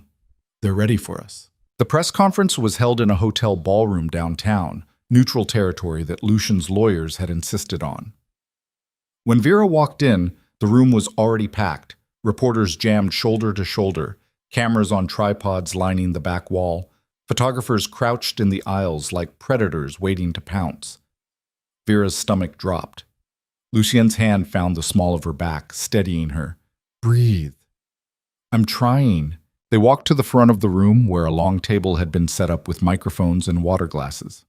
Lucien's lead attorney, a sharp-eyed woman named Rebecca, was already seated. She nodded at them as they sat down. The room quieted. Rebecca leaned into her microphone. "Thank you all for coming. Mr. Moretti and Mrs. Moretti have agreed to make a brief statement and answer a limited number of questions. Please hold all questions until the end." She nodded at Lucien. He leaned forward, expression neutral, voice steady. "2 months ago, I married Vera Whitmore. The circumstances of our marriage have recently become public, and with that has come a significant amount of speculation and misinformation. So, let me be clear. Vera and I entered into this marriage as a business arrangement. Her family was in debt. I had the means to resolve that debt. A marriage was mutually beneficial." He paused, letting that sink in. But what started as a transaction became something else. Somewhere between the paperwork and the present, Vera stopped being an obligation and became a partner. A choice. My choice. And hers. So yes, our marriage began unconventionally, but it is real. It is legal. And it is no one's business but ours. He sat back. The room erupted. Reporters shouting questions, cameras flashing, chaos barely contained by Rebecca's sharp voice cutting through the noise. "One at a time, please." A woman in the front row raised her hand. Rebecca pointed at her. "Mr. Moretti, are you saying that your wife chose to marry you or that she's choosing to stay now that the marriage is public?" "Both," Lucian said flatly. "Can we hear from Mrs. Moretti?" All eyes turned to Vera. Her heart was pounding so hard she thought the microphone might pick it up. She glanced at Lucien. He gave her the smallest nod. Vera leaned forward. "I married Lucien because my father made a deal I didn't have a say in," she said, voice steadier than she felt. "And yes, at first I was terrified. I didn't know him. I didn't understand his world. I thought I was being handed over to someone who would treat me like property." She paused, choosing her words carefully. "But that's not what happened. Lucien gave me space. He gave me rules that kept me safe. He gave me the option to leave more than once, and I didn't take it. Because somewhere along the way, I realized that this marriage, however it started, was giving me something I didn't expect. A partner. Someone who saw me as more than a burden or a bargain. And that's why I'm here. Not because I have to be, because I want to be." The room was silent for a beat. Then the chaos started again. Another reporter, this time a man in the back. "Mrs. Moretti, are you aware of your husband's alleged criminal activities?" Vera's pulse spiked. Lucian's hand tightened on the table, but his expression didn't change. "I'm aware," Vera said carefully, "that my husband operates in a world I don't fully understand. And I'm aware that people have opinions about that. But I also know that he's never lied to me. He's never pretended to be something he's not. And he's protected me when he didn't have to. So you're condoning his actions. I'm saying that I'm not here to judge him. I'm here to stand beside him. Lucian's jaw ticked. It was the only sign that her words had landed. Another question. Mr. Moretti, there are reports that your marriage contract included financial compensation for the bride's family. Can you confirm? Yes, Lucian said. Her father's debts were settled as part of the arrangement. And you don't see that as coercion? I see it as solving a problem. Vera's family was in danger. I removed that danger. If that makes me a villain in your eyes, so be it. Mrs. Moretti, do you feel like you were sold? Vera's stomach twisted. She met the reporter's gaze head on. I felt like I was trapped. My father made a choice I couldn't undo. But Lucien didn't treat me like property. He treated me like a person, and that's the difference. More questions, faster now, overlapping. Are you in love with him? Mrs. Moretti, do you plan to stay married? Mr. Moretti, will this affect your business operations? What does your family think about this relationship? How do you respond to critics who say this marriage is just damage control? Rebecca cut in. That's enough. Thank you all for your time. She stood, signaling the end. Lucien and Vera followed suit, but the reporters weren't done. They surged forward, shouting questions, cameras flashing in their faces. Lucien's security closed in, forming a wall between them and the crowd. He kept his hand on Vera's back, guiding her toward the exit. The questions followed them all the way to the door. Mrs. Moretti, one more question. Mr. Moretti, what about the allegations? Well, Vera, do you regret marrying him? They made it to the car, slid into the back seat, and the door slammed shut, muffling the chaos outside. Vera exhaled, hands shaking. Lucien looked at her. You okay? I don't know. Am I? You did good. I feel like I just fed myself to sharks. You did. But you didn't let them eat you alive. That's what matters. Vera leaned back against the seat, closing her eyes. What happens now? Now we wait. See how the story plays. See who believes you and who doesn't. And if they don't, then we deal with it. The car pulled away from the curb, leaving the chaos behind. But Vera could still feel the weight of all those eyes, all those cameras, all those judgments pressing down on her chest like stones. They think I'm either a victim or a gold digger, she said quietly. There's no middle ground. There never is. People need simple stories, and ours isn't simple. No, it's really not. Lucien reached over and took her hand. For what it's worth, I meant every word I said in there. So did I. I know. He squeezed her hand. That's what scares me. Why? Because now everyone knows you matter to me, and that makes you a target. Vera opened her eyes and looked at him. I've been a target since the day I married you. This doesn't change anything. It changes everything. Before, people could only speculate. Now they know for sure. Good, let them know. I'm tired of hiding. Lucien's expression shifted, something between pride and fear. You're braver than I gave you credit for. Or stupider, the jury's still out. He laughed, sharp and surprised. Yeah, maybe both. The fallout was immediate and brutal. Within hours, the press conference was everywhere. Cable news, social media, tabloid websites. The reactions were split. Some people believed Vera. Some called her naive, brainwashed, a victim playing her role. Others called her a gold digger, a willing accomplice, complicit in whatever crimes Lucien had committed. Vera made the mistake of reading the comments once. Elena found her in the library an hour later, eyes red, phone clutched in her hand. Stop, Elena said, taking the phone. Nothing good ever came from reading what strangers think of you. They think I'm lying. Some of them do. Some of them think you're brave. Some of them don't care either way. And none of it changes the reality of your life. It feels like it does. It doesn't. Trust me. Elena sat beside her. I've worked for Lucien for 10 years. I've seen the media tear him apart more times than I can count. And you know what? He's still standing, because he doesn't let their opinions dictate his actions. I'm not him. No, you're stronger. Vera looked at her, incredulous. How?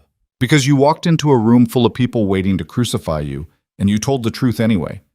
That takes guts. Lucien's used to being hated. You're not. And you did it anyway. Vera's eyes stung. I don't feel strong. No one ever does. That's the secret. Elena stood and smoothed her skirt. Now stop reading comments and come have lunch. You haven't eaten all day. I'm not hungry. I don't care. You're eating anyway. Vera followed her to the kitchen, grateful for someone who wouldn't let her spiral. That night, Lucien found Vera on the terrace. She was wrapped in a blanket, staring out at the dark grounds, trying to process everything that had happened in the last 24 hours. He sat beside her, silent for a moment. Then he said, I read some of the coverage. Don't. Too late. Then you know they think I'm either a liar or an idiot. I know they have opinions. That's all they are. Opinions. Vera pulled the blanket tighter. Do you regret it? Doing the press conference? No, do you? I don't know yet. Lucien leaned back, looking up at the sky. I spent 15 years building a reputation, being feared, being untouchable. And in one afternoon you stood in front of the world and made me look human. Do you have any idea how dangerous that is? Is that a complaint? No, it's an observation. Vera turned to look at him. Do you wish I hadn't done it? No, I wish it hadn't been necessary in the first place. But since it was, I'm glad you were the one standing next to me. Why? Because you didn't flinch. You didn't hide. You just stood there and told the truth, even when it would have been easier to let me handle it alone. I wasn't going to let you take the fall by yourself. Most people would have. I'm not most people. Lucien's mouth curved into a faint smile. No, you're not. They sat in silence for a while, the kind that felt comfortable instead of heavy.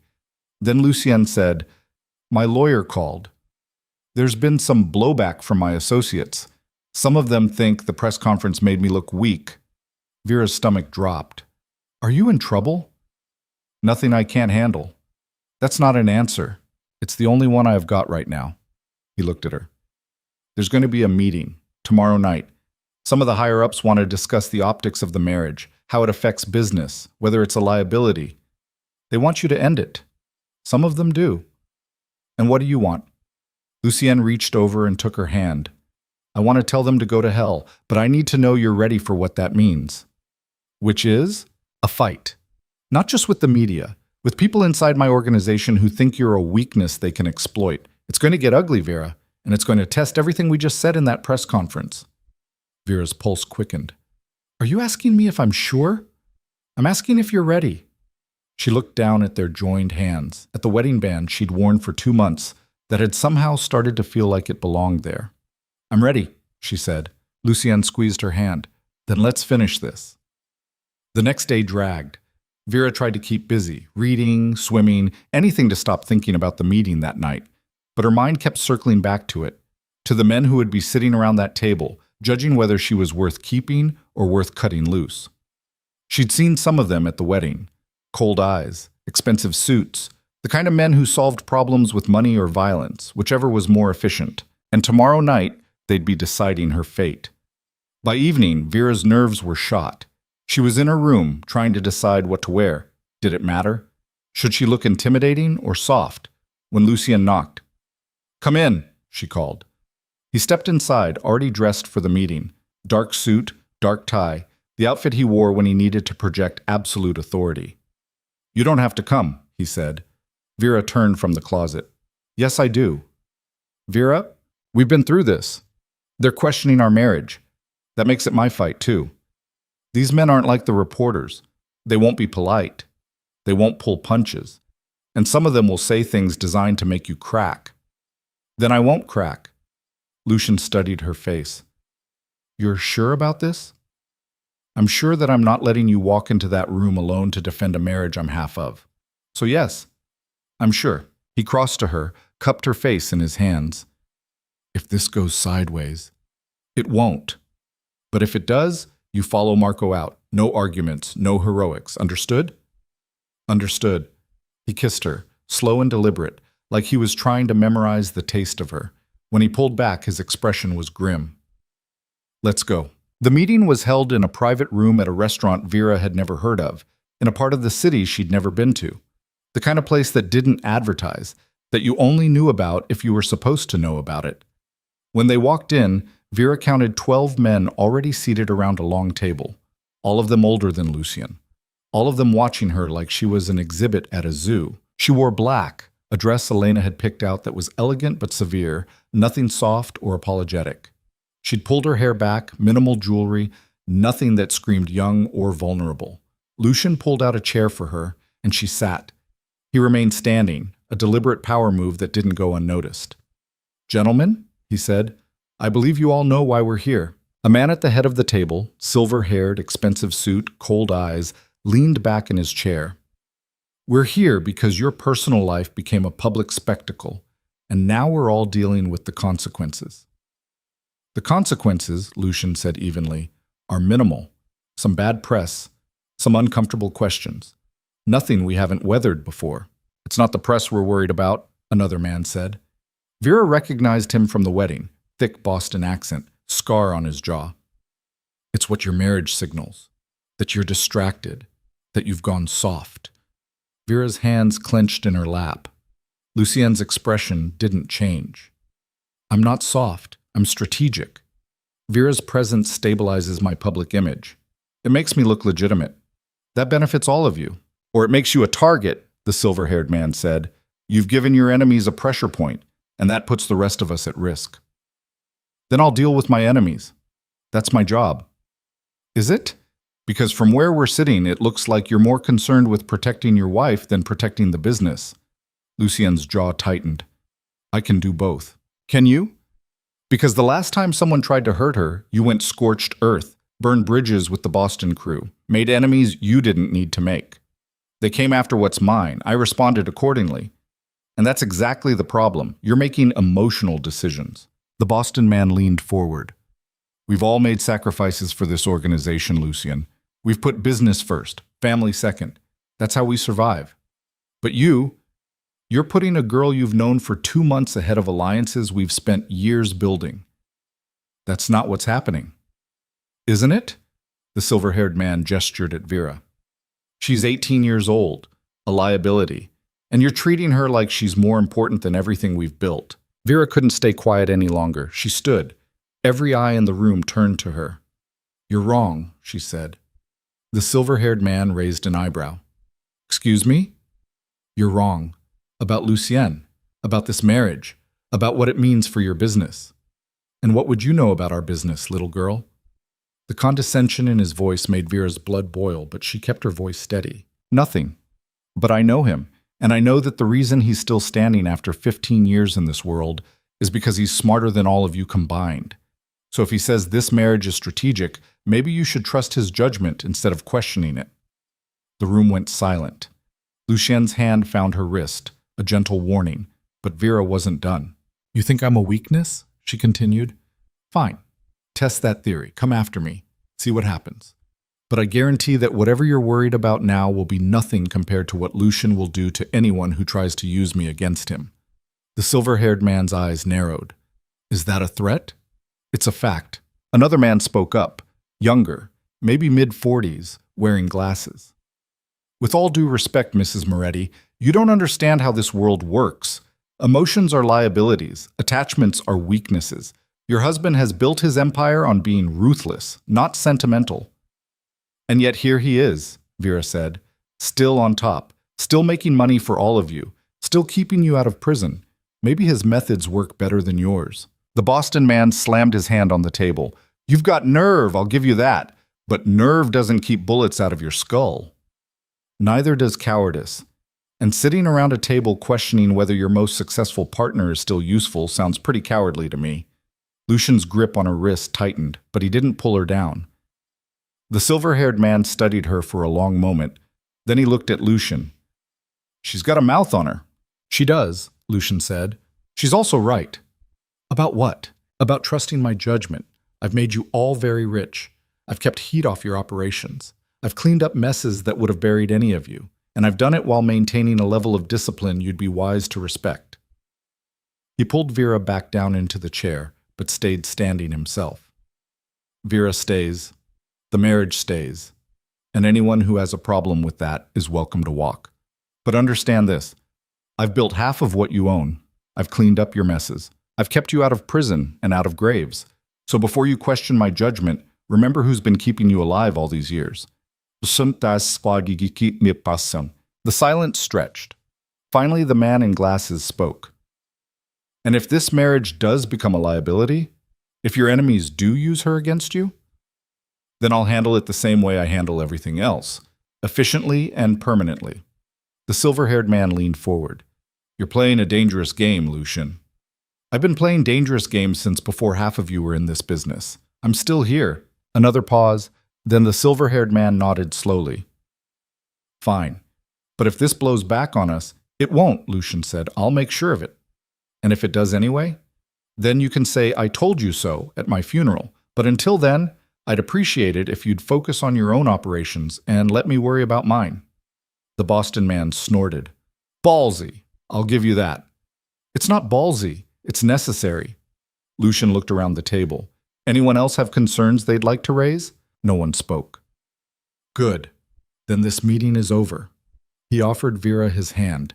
She took it, and they walked out of that room with every eye following them. They didn't speak until they were in the car, pulling away from the restaurant. Then Lucien turned to her. That was stupid, he said. Probably. You could have gotten yourself hurt. So could you, daily. And yet here we are. Vera, don't. Don't tell me I shouldn't have defended you. Don't tell me I should have stayed quiet, because I won't apologize for it. Lucien stared at her. Then, unexpectedly, he laughed. You really don't give a damn, do you? Not particularly. You should. Those men are dangerous. So are you. And I'm still here. He pulled her close, crushing her against his chest. You're going to be the death of me. Good, Vera said, voice muffled against his shirt. At least you won't die alone. He held her tighter. I love you. I don't think I've said that enough. You haven't said it at all. Then I'm saying it now. I love you, Vera, and watching you tear into those bastards was the most terrifying and attractive thing I've ever seen. Vera pulled back just enough to look at him. I love you too, even though you're an idiot who walks into rooms full of people who want him dead on a regular basis. That's my job. Well, your job sucks. Agreed. They sat there in the back of the car, wrapped around each other, while the city lights blurred past the windows. What happens now? Vera asked. Now we go home, and tomorrow we keep living our lives like we always have. And your associates? We'll fall in line, or they won't. Either way, we'll handle it. Together? Together. Vera settled against his shoulder, feeling the tension drain out of both of them. They'd survived the press conference. They'd survived the meeting. And somehow they'd come out stronger on the other side. But she knew this wasn't over. Not really. There would be more fights, more challenges, more people trying to tear them apart. But for tonight, they'd won. And that was enough. The weeks following the meeting were tense in a way that felt different from before. The threat wasn't external anymore. No burned gates, no mysterious photographs, no gunmen storming the property. This time the danger was quieter, more insidious. It came in the form of phone calls Lucian took behind closed doors, conversations that ended abruptly when Vera walked into the room, and a tightness around his eyes that never quite went away. She didn't push, not at first. But after 2 weeks of watching him pace the terrace at midnight, smoking cigarettes he didn't even seem to enjoy, she'd had enough. Talk to me, she said one night, finding him in his usual spot overlooking the grounds. About what? About whatever's eating you alive. Lucien took a drag, exhaled slowly. It's nothing you need to worry about. We're past that, Lucian. We decided we were in this together. Remember? He looked at her, and in the dim light from the house, she could see the exhaustion carved into his face. Vincent's making moves. Vera's stomach dropped. Vincent, the man from the wedding reception, the one who'd looked at her like she was a curiosity. What kind of moves? The kind that suggest he's positioning himself to challenge my authority. He's been meeting with people he shouldn't be meeting with, making promises he can't keep, spreading rumors that I've gone soft since the marriage. Are the rumors working? Some people are listening, not many, but enough to be a problem. Vera moved closer, standing beside him at the railing. What are you going to do? I don't know yet. Vincent's been with me for 12 years. He's not just some punk I can eliminate without consequences. He has loyalty, connections. Taking him out would start a war I'm not sure I can win cleanly. And if you don't take him out? Then he'll keep pushing until he forces my hand anyway, or until he gets me killed. Lucian stubbed out the cigarette. I'm trapped, Vera. Every option I have leads to blood. Then choose the option that keeps you alive. He looked at her. Even if it means doing something you'll hate me for? I won't hate you for surviving. You say that now, I mean it now, and I'll mean it later. She took his hand. I know who you are, Lucien. I know what you do. And I'm still here. So stop trying to protect me from reality and just tell me what you need. Lucien was quiet for a long moment. Then he said, I need you to trust me, no matter what happens in the next few weeks, no matter what you hear or see. I need you to trust that I'm doing what I have to do. I trust you. Even if it gets ugly? Especially if it gets ugly. He pulled her close, resting his chin on top of her head. I don't deserve you. Probably not, but you're stuck with me anyway. His chest shook with something that might have been a laugh. Yeah, I am. 3 days later, everything exploded. Vera was in the library when Marco burst through the door, face pale. We need to move. Now. She was on her feet instantly. What happened? Vincent made his play. He leaked the full marriage contract to the press. Not just the fact that it existed, everything, the terms, the money, the clauses, all of it. Vera's blood went cold. When? 20 minutes ago. It's already everywhere. Where's Lucien? Handling it. But we need to get you to the safe house until… No! Marco blinked. What? No, I'm not running. Not this time. Mrs. Moretti, where is he, Marco? Marco hesitated, then sighed. His office, but he's not going to want… Vera was already moving. She found Lucien surrounded by papers, phone pressed to his ear, face like thunder. When he saw her, he held up a hand. Wait, and finished the call. I said handle it. I don't care how. Just make it disappear. He hung up and looked at her. You should be with Marco. I should be here. Vera, don't. Don't send me away, not now. Lucien's expression cracked. He looked like he'd aged 10 years in the last hour. It's bad. Worse than the first leak. The contract had clauses. Things I hoped you'd never have to see written down. Like what? Like the fact that your father had the option to buy you back within the first year for twice what I paid. Like the fact that there was a termination clause if you failed to fulfill certain expectations. Like the fact that I essentially purchased you like livestock and dressed it up as a marriage. Vera's stomach turned. I want to see it. No. Lucien, I said no. His voice was sharp, final. You don't need to see how your father valued you. You don't need to read those terms in black and white. But everyone else is reading them, which is why Vincent needs to die. The words hung in the air between them, blunt and brutal. Vera swallowed. When? Soon. I'm just waiting for confirmation on where he is. And then? And then I'm ending this, permanently. Vera crossed to him, took his face in her hands. Do what you have to do. I'll be here when you get back. Lucien's eyes searched hers. You might not want to be, when you see what they're saying about us. About you. I don't care what they're saying. You should. It's vicious, Vera. They're calling you a prostitute, a victim, a gold digger, every ugly thing you can imagine.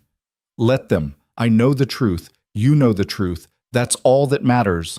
Lucien pulled her into his arms, holding her so tight it almost hurt. I'm going to fix this. I know. And when I do, I want you to make me a promise. What? That you'll leave. Take the money I set aside for you and disappear. Start over somewhere I can't ruin your life anymore. Vera pulled back, anger flashing hot in her chest. No. Vera, I said no. We've been through this. I'm not leaving. I'm not running. And I'm sure as hell not letting you make that decision for me. This isn't your fight. Yes, it is. It became my fight the second my name went on that contract, the second I stood at that press conference, the second I defended you to a room full of men who wanted me dead. So don't you dare try to push me away now. Lucien stared at her, something breaking behind his eyes. Why? Why are you so determined to stay with someone who's destroyed your life? You didn't destroy my life. My father did that. You just gave me a different one. And I'm choosing to keep it. Even if it means being tied to me forever? Especially if it means being tied to you forever. Lucien's composure shattered. He kissed her, desperate and raw, like he was trying to prove something, to her, to himself, she wasn't sure.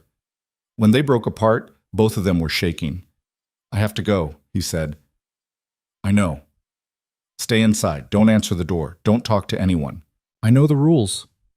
He kissed her forehead and left.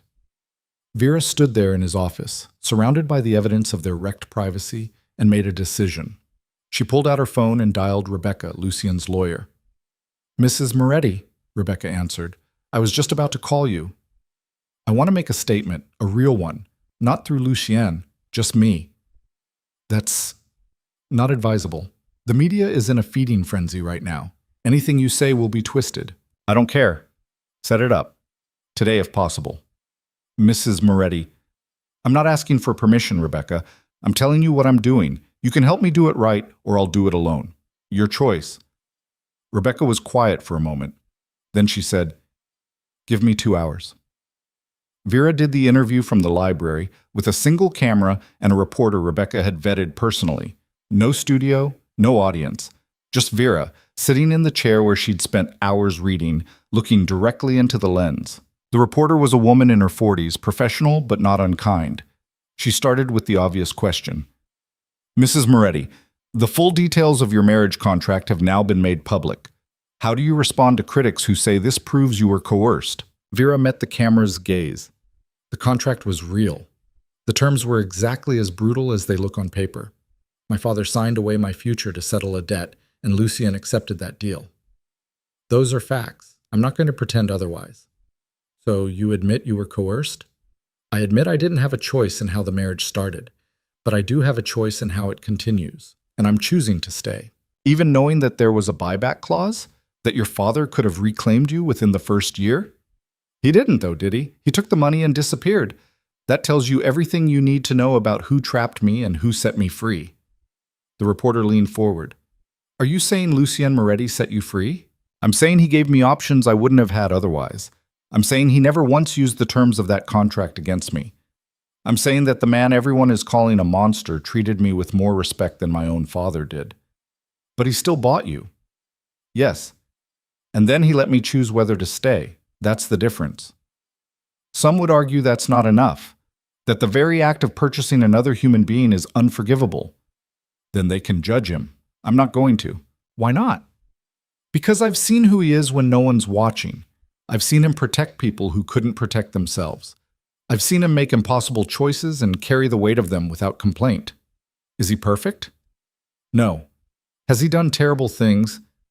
Yes, but he's also the only person who's ever looked at me and seen someone worth saving instead of someone worth selling. The reporter was quiet for a moment. Then she asked, What do you want people to understand about your marriage? That it's mine, not theirs, not the media's, not the public's. Mine and Lucien's, and we get to define what it means, regardless of how it started. And what does it mean to you? Vera's throat tightened. It means I found someone who values me more than the price tag my father put on me. It means I found a partner instead of a prison. And it means I'm done apologizing for choosing to stay. The interview aired that night. The reaction was immediate and divided. Some people called Vera brave, some called her brainwashed, some called her a liar covering for an abuser. But more people than Vera expected said they believed her. She was reading through comments, against Elena's advice, when Lucien came home. It was after midnight. He looked exhausted, blood on his knuckles, but alive. Vera was on her feet immediately. Are you okay? I'm fine. Vincent? Taken care of. Vera understood what that meant. She crossed to him and took his hands, examining the damage. You need to clean these. Later. Now. She led him to the bathroom, made him sit on the edge of the tub, and carefully cleaned the blood from his knuckles. He watched her in silence, expression unreadable. I saw the interview, he said finally. Vera's hands stilled. And? You shouldn't have done that. Too late. Vera, don't. I'm not sorry. I'm not going to hide while everyone tears us apart. If they're going to judge me, they can at least judge me based on the truth. Lucien cupped her face with one hand, the other still in her grip. You keep surprising me. Good. Keeps things interesting. I meant what I said earlier about wanting you to leave. And I meant what I said about not leaving. Vera, no. Listen to me. She set down the antiseptic and looked at him. I know what you did tonight. I know what you had to do. And I'm still here. I'm not running. I'm not scared. And I'm not leaving you. You should be all three of those things. Well, I'm not. So you're stuck with me. Lucian pulled her into his lap, burying his face in her neck. I killed him. Vincent. And the two men who were helping him leak information, I shot them myself. Okay. That doesn't bother you? Should it? Most people would say yes. I'm not most people. And he was trying to destroy you, to destroy us. So no, it doesn't bother me. Lucien's arms tightened around her. What happened to the scared girl I married 3 months ago? She figured out she was stronger than she thought, and she decided to stop apologizing for it. He laughed, rough and tired. I love you, even though I shouldn't, even though it's selfish and dangerous and probably going to get us both killed. I love you too, even though you're a nightmare wrapped in expensive suits and terrible decisions. Fair assessment. They sat there on the bathroom floor holding each other while the rest of the world tried to tear them apart. The next morning, Vera woke to find an envelope on her nightstand.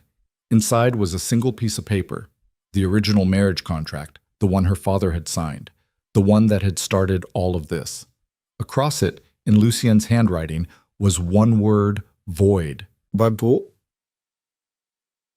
Beneath it, he'd written, "You're free. Stay because you want to, not because you have to." Vera found him in his office, already working despite the early hour. What is this? She asked, holding up the contract. He glanced at it. Exactly what it looks like. You're voiding the contract? I'm ending the obligation. The marriage stays if you want it to, but the terms that brought you here, those are done. Your father's debt is settled. You're not bound to me by anything except choice now. Vera's throat tightened. When did you do this? Last night, after I got back, had the lawyers draw up the paperwork. It's official as of this morning. And you're just telling me now? I wanted to make sure it was final before I gave you false hope. Vera sat down across from him, still holding the voided contract. Why? Lucian set his pen down. Because I'm tired of keeping you here with chains, legal or otherwise. You've stayed this long. You fought for us. You've stood beside me through hell. You don't owe me anything anymore. What if I want to owe you something? Then that's your choice. But it needs to be a choice, not an obligation. Vera stared at the contract, at the word void scrawled across terms that had controlled her life for months. What if I leave? Then I'll hate it, but I'll survive. And what if I stay? Lucien's expression softened. Then I'll spend the rest of my life trying to deserve it. Vera stood, walked around the desk, and climbed into his lap. I'm staying. You're sure? I'm sure. He pulled her close, and for the first time in months, Vera felt like she could breathe. No contract, no obligation, just choice. The scandal died down slowly. Vincent's death was ruled a gang-related killing, one of many in the city that year. The contract leak faded from the news cycle as newer scandals took its place. And Vera's interview, surprisingly, shifted public opinion. Not completely, not universally, but enough that she could leave the house without reporters camping at the gates. Life settled into something resembling normal, or at least normal for them. Lucian started pulling back from the more violent aspects of his business. He delegated more, trusted his lieutenants to handle things he used to handle personally. He was still feared, still powerful, but he was also home for dinner most nights. Vera enrolled in online classes. Nothing serious at first, just general education credits to see if she could handle college-level work. She could. Better than she expected. Elena told her once, over coffee, "You're not the same girl who showed up here in a borrowed wedding dress." "No, I'm not." "You're stronger, sharper. You hold your own now." "I had to. This world doesn't leave room for weakness." "No, it doesn't." Elena sipped her coffee. "But you found room for happiness anyway. That's rare." Vera thought about that, about the girl she'd been, terrified, trapped, convinced her life was ending. and about the woman she'd become, standing beside one of the most dangerous men in the city, unafraid, unchained, choosing her life instead of having it chosen for her. "Yeah," she said. "I guess I did." 6 months after the contract was voided, Lucien came home with news. "I'm out," he said. Vera looked up from the book she was reading. "Out of what?" "All of it. I've been transitioning power for months. Marco's taking over the distribution network. Rebecca's handling the legal entities. My stake in the clubs and restaurants is being sold. And I'm done." Vera's breath caught. "You're serious?" "I'm serious. I made the last transfer this morning. And no one's going to come after you? They might try, but I've made it very clear that I'm not a threat anymore, and that coming after me means coming after people they don't want to anger. It's as safe as it's ever going to be." Vera set her book down. "So what now?" Lucien pulled an envelope from his jacket. Inside were 2 plane tickets. "Now we leave. Tomorrow morning, new city, clean slate. You can finish your degree. I can figure out what normal people do with their time. And we can stop looking over our shoulders every 5 minutes." Vera stared at the tickets. "You really did it." "I told you I would." "I know, I just didn't think—" Her voice cracked. "I didn't think you'd actually be able to walk away." "I wouldn't have, if it wasn't for you." She looked up at him, eyes stinging. "I don't know how to do normal." "Neither do I, but I'm willing to learn if you are." Vera laughed, watery and overwhelmed. "Okay, yeah, let's do it." He kissed her, and it felt like a promise. They left the next morning before the sun came up. Elena drove them to the airport, eyes red but composed. "You call me if you need anything," she said to Vera. "I will." "And you," Elena said to Lucien, "don't screw this up." "I won't." "You better not. I didn't spend 6 months keeping her alive just for you to ruin it with your emotionally stunted nonsense." Lucien smiled. "I'll do my best." They boarded the plane, and as it lifted off the ground, Vera watched the city shrink below them. The mansion, the life, the empire Lucien had built and then dismantled for her. "Regrets?" Lucien asked. "None. You?" "Not one." Vera leaned her head on his shoulder.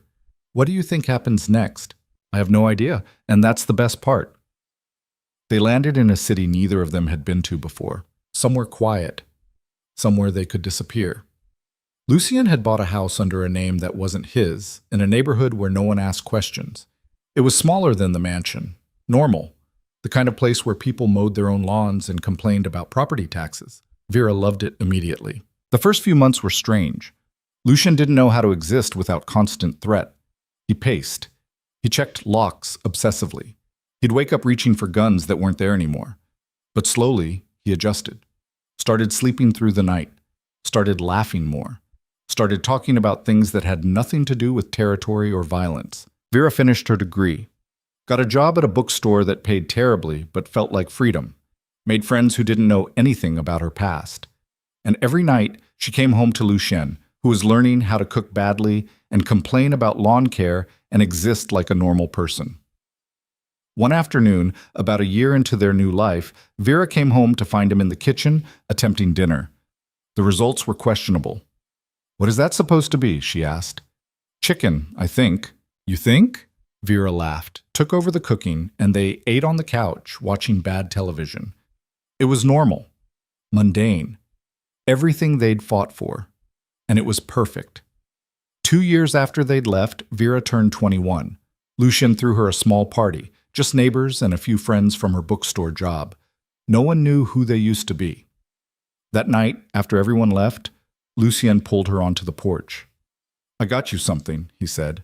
"You already got me a cake and flowers and that necklace I told you not to buy." "This is different." He handed her a small box. Inside was a new wedding band, simple, elegant, nothing like the first one. "The first ring came with a contract," he said. "This one comes with a choice. Marry me again. For real this time. No obligations, no debt. Just us." Vera's eyes filled. "You're proposing? We're already married." "Legally. Not actually, not in the way that matters. So I'm asking, will you marry me, Vera? Knowing exactly who I am and what I've done, knowing that I'm going to burn dinner 3 times a week and forget to take out the trash, knowing that I'm still figuring out how to be a normal person?" "Yes," Vera said, laughing through tears. Yes, you idiot. Of course, yes. He slipped the ring on her finger and they stood there on the porch, wrapped around each other, while the neighborhood settled into quiet around them. 3 years after they'd left the city, Vera graduated with her master's degree in literature. Lucien was in the audience, clapping louder than anyone, looking absurdly proud. Afterward, they went to dinner at a restaurant that didn't require reservations. I'm thinking about writing, Vera said. Writing what? Fiction. Stories about people who make impossible choices and survive them anyway. You'd be good at that. You think? I know. He reached across the table. You've spent 3 years figuring out who you are outside of everything that happened. I think it's time you told that story. Vera squeezed his hand. What about you? What's next for the reformed crime lord? I'm opening a bookstore.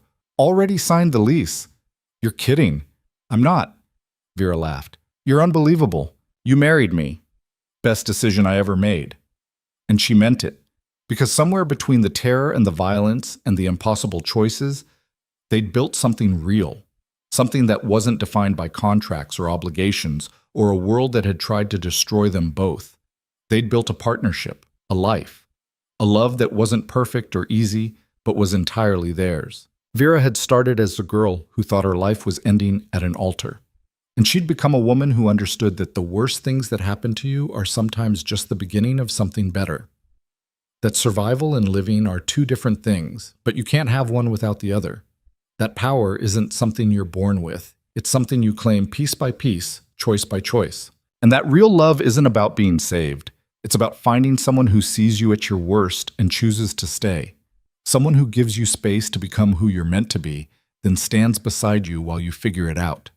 Lucien had given her that, and in return, she'd given him something he never thought he'd have, a reason to leave the darkness behind. Years later, when people asked how she'd ended up married to a man like Lucien Moretti, Vera would smile and give the simplest answer. I chose him, and he chose me. Everything else is just details. And it was true, because at the end of the day, that's all that mattered. Not how it started, not what it looked like from the outside, just the choice they made every single day to keep choosing each other. That was the story, the only one that mattered. Vera had learned something important in those years of transformation, that freedom isn't the absence of chains, it's the presence of choice. She'd been chained by her father's debt, by a contract, by circumstances beyond her control. But she'd also been given choices along the way, small ones at first, whether to fight or accept. Whether to see Lucien as a captor or a complicated man trying to do right by an impossible situation. Whether to run when given the chance, or stay and see what they could build together. Every choice had led her here. To a quiet house in a quiet neighborhood with a man who'd once been the most feared person in the city and was now arguing with the neighbor about lawn fertilizer. To a life that was hers, completely and utterly, with no strings attached except the ones she chose to keep. That was what made it all worthwhile. Not the mansion or the money or even the safety, just the simple, profound freedom of choosing her own life. And she chose this one every single day.